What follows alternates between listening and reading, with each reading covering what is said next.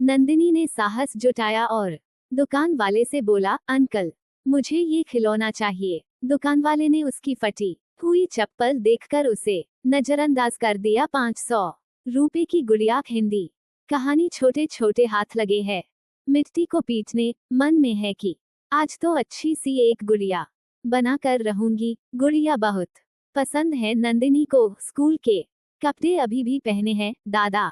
School से सीधा यह लेकर ही आ जाते हैं। स्कूल के बाद यही दादा की सब्जी की टोकरियों के साथ बैठी रहती है। आते जाते लोगों को देखा करती है और अपनी गुड़िया बनाती रहती है। अभी कुछ दिनों से गुड़िया का भूत सवार है। दादाजी इसे जानबूझकर दूसरी गली से लेकर आते हैं। वहाँ एक नई मुसीबत है। एक नई दुकान खुली है खिलौनों की। एक बार नंदिनी ने वो देख ली। थोड़ी देर वही खड़ी हो गई थी। आंखें बंद करने वाली गुड़िया आई है वहाँ। बोलो तो बात भी करती है, सुलाओ तो सो जाती है। तब से दादाजी ध्यान रखते हैं, उस गली से नहीं लेकर आते। दाम भी नहीं पूछा। आखिरकार नंदिनी दादाजी से छिपकर खेलते खेलते उस गली में चली गई। मन में था कि उस गुड़िया को एक बार हाथ लगा कर देख लूं। जाकर उस दुकान के सामने खड़ी हो गई और गुड़िया को निहारने लगी। वह गुड़िया बहुत सुंदर थी, रंग बिरंगे कपड़े पहने हुए, और उसकी आंखों में चहक थी। नंदिनी ने उसे कुछ देर तक देखा और फिर सीधे दुकान के अंदर चली गई। दुकान के मालिक अंकल ने उसे देखकर नजरें घुमा ली। उसकी आंखों में तिरस्कार और दया दोनों थे। वह चुपचाप बैठी रही और खिलौने को हाथ से छूने का मन ही मन सपना देखने लगी।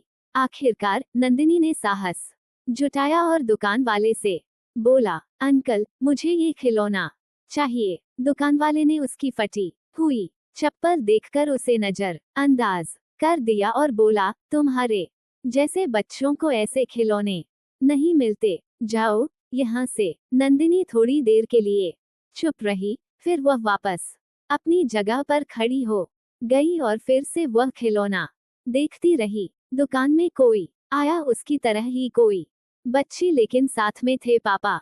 उसके पापा ने उसे वो गुड़िया दिलवा दी। वो भी सोच रही थी कि अगर उसे पापा मिल जाएं, तो उसे भी यह खिलौना मिल सकता है। नंदिनी के पापा नहीं थे, वो उन्हें और उसकी माँ को हादसे में खो चुकी थी, और उसके दादा और दादा दादी ही उसका पालन पोषण करते थे। दादाजी की उम्र बहुत हो चुकी थी और वह एक छोटी सी सब्जी की दुकान चलाते थे, जिससे किसी तरह परिवार का गुजारा चलता था। नंदिनी कभी कभी घर के कामों में भी उनकी मदद करती थी, लेकिन एक बच्ची के लिए उस मेहनत और संघर्ष को समझना और सहना बहुत मुश्किल था। उस दिन नंदिनी का दिल बहुत दुखी था। उसे उस खिलौने के लिए बहुत ख्वाहिश थी, लेकिन उसे पता था कि उसके पास उसे खरीदने के लिए पैसे नहीं हैं। वह दुकान से थोड़ी दूर जाकर एक बेंच पर बैठ गई और सोचने लगी। तभी उसके दादाजी उसे ढूंढते हुए वहां पहुंच। उन्होंने देखा कि नंदिनी चुपचाप बैठी थी और उसकी आंखों में कुछ था जो आमतौर पर नहीं होता था। क्या हुआ बेटा? दादाजी ने प्यार से पूछा। नंदिनी कुछ देर तक चुप रही और फिर बोली, दादाजी, मुझे पापा चाहिए। दादाजी चुप हो गए। वो कुछ समझ ही नहीं पाए कि उनकी पोती आज क्यों ऐसा महसूस कर रही है। उन्होंने फिर से पूछा, तुझे दादा प्यार नहीं करते? नंदिनी ने सिर झुका लिया और कहा, दादा, आप मुझसे बहुत प्यार करते हो, लेकिन वो खिलौना मुझे चाहिए और उसे सिर्फ पापा ही खरीद सकते थे। आप मुझे वह नहीं दिला सकते। दादाजी को नंदिनी की बातों ने आहत किया। उन्होंने कुछ पल के लिए विचार किया और फिर कहा, बेटा, वो दुकान वाला किसी को भी खिलौना दे सकता है, अगर उसके पास पैसे हों। नंदिनी ने थोड़ा झिझकते हुए पूछा, तो फिर हमारे पास पैसे क्यों नहीं हैं, दादा? दादाजी की आंखों में एक गहरी उदासी और थकान थी, लेकिन उन्हें समझ नहीं आ रहा था कि नंदिनी को कैसे समझाए। दादाजी ने कहा कि अच्छा ठीक है, तू यही रुक, मैं आया। दादाजी थोड़ी देर बाद आए और नंदिनी को उस दुकान में लेकर गए और उन्होंने उसे वो गुड़िया दिला दी। 500 रुपए जो करीब 2 दिन की मेहनत थे उन्होंने अपनी लाडली के लिए दे दिए। दादाजी ने अपनी पोती से कहा, तुम्हें ये खिलौना बहुत पसंद आया है? नंदिनी ने खुशी से कहा, हाँ। नंदिनी खुश थी, लेकिन दादाजी अब हिसाब किताब में लगे थे कि कैसे इन 500 रुपए जो गुड़िया में चले गए उसकी भरपाई कैसे होगी। यह उनके लिए ज्यादा पैसे थे।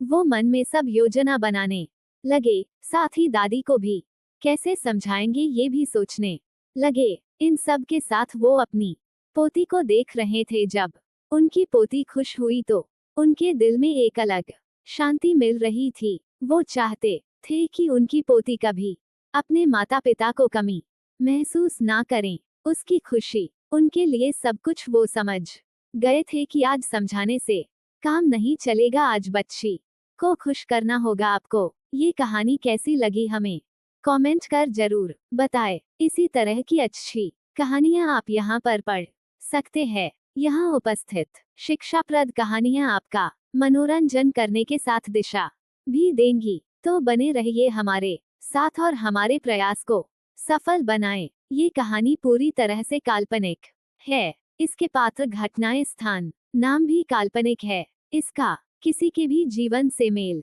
खाना महज एक संयोग होगा। कहानी का उद्देश्य केवल मनोरंजन करना है।